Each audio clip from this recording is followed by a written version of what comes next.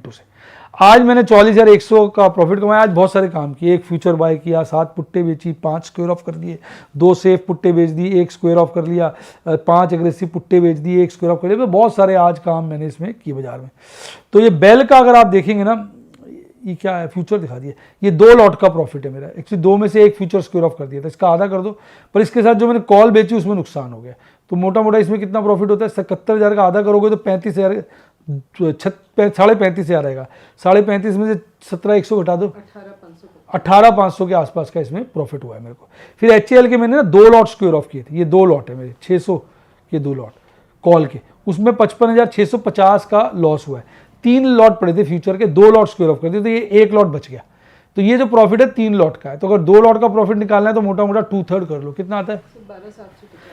वो 2/3 कर लोगे तो कोई 66-67,000 रुपये आएगा। उसमें से 55,650 घटा दोगे तो 12,000 के आसपास का थोड़ा, क्योंकि कॉल में नुकसान हो गया काफ़ी, फ्यूचर में फ़ायदा हो गया। ये MK फ्यूचर कॉल स्ट्रैटेजी मैंने लगाई थी। फिर अगर आप टाटा मोटर की मैंने देखोगे आज 2 लॉट खत्म ही कर दी मैंने, हालांकि उसके बाद इसका प्रीमियम गिरी और टाटा मोटर फिर भाग गया। इसमें मुझे 12,825 का फायदा हुआ। ठीक है यार, कुछ तो कमा लिया। और आज का मेरा लॉस देखोगे 2,60,000 है।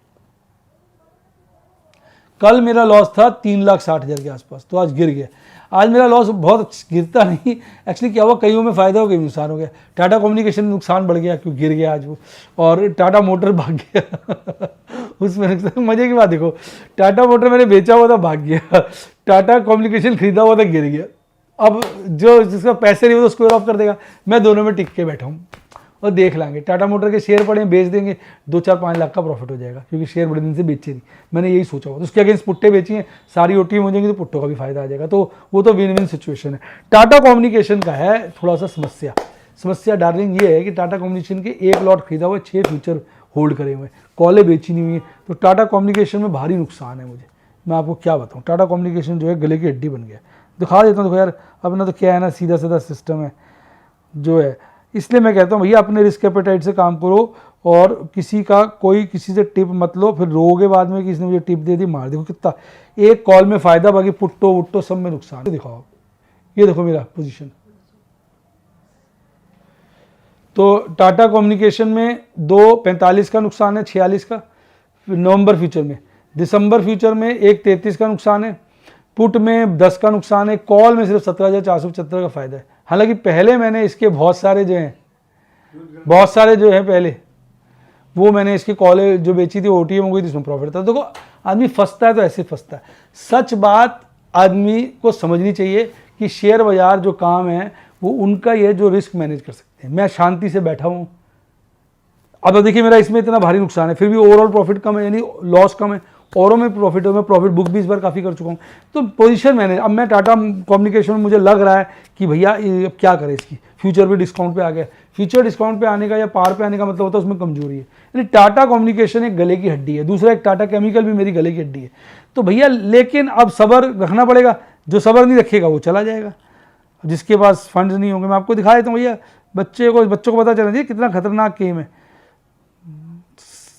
देखो टाटा केमिकल के मैंने कुछ कॉलें 2 बेची हुई हैं, इसमें भी देखो 3.5 का नुकसान है।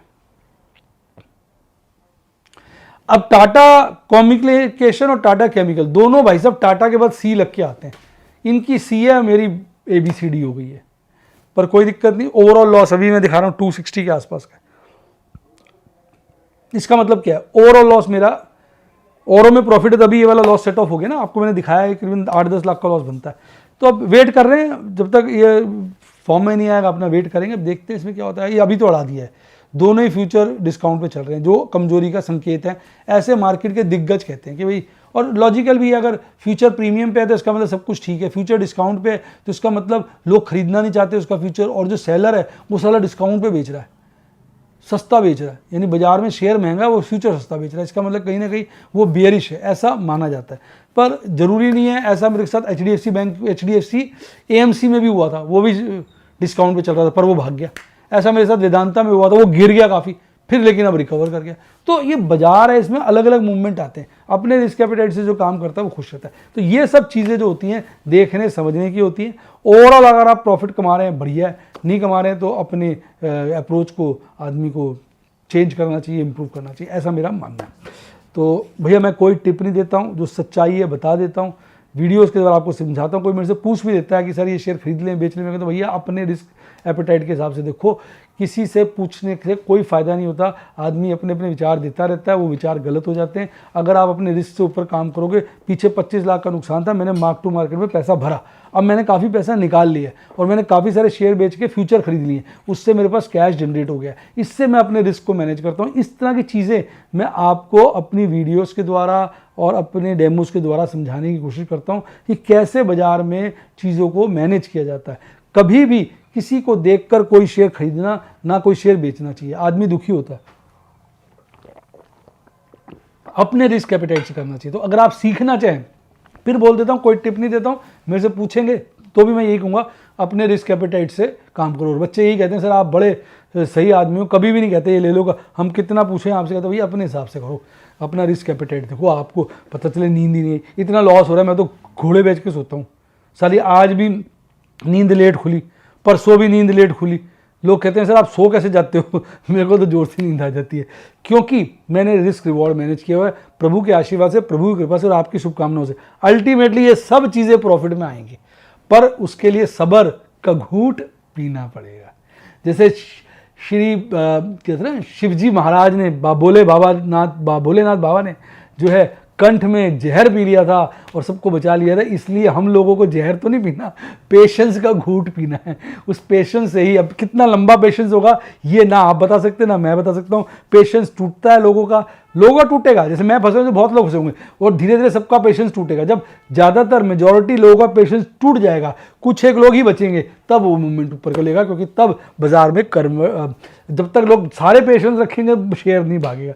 ये मेरा मानना है, मैं गलत भी हो सकता हूँ। अगर आप सीखना चाहें वीडियोस के द्वारा, डेमोस के द्वारा, तो मेरे आप स्टूडेंट बन सकते हैं। 7011-323-077, 7011-323-077। डिस्क्रिप्शन बॉक्स में भी जाकर अगर आप यूट्यूब के स्टूडेंट बनना चाहें तो मेंबरशिप सेक्शन में जाके बन सकते हैं। डीमैट अकाउंट खुलवा रहे हैं तो इसी नंबर पे कॉल करिए, 7011-323-077, 7011-323-077। इसी के साथ साथ bye, God bless you, happy news. आप स्टॉक मार्केट के भी